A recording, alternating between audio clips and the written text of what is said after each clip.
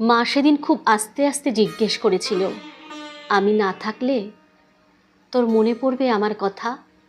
আমি হেসে উড়িয়ে দিয়েছিলাম, কি যে বলো না মা।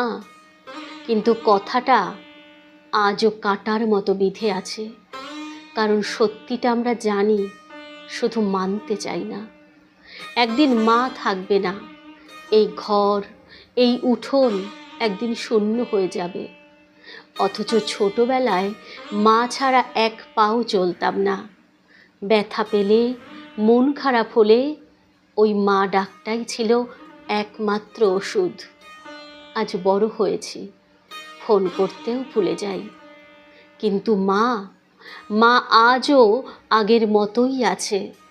চুপচাপ বসে থাকে, অপেক্ষা করে, শুধু একবার শুনতে চায়, মা খেয়েছো? কেমন আছো মা? মা আছে বলেই পৃথিবীটা এখনো বাড়ি মনে হয়। মা চলে গেলে বাড়িটাই একদিন শূন্য হয়ে যাবে।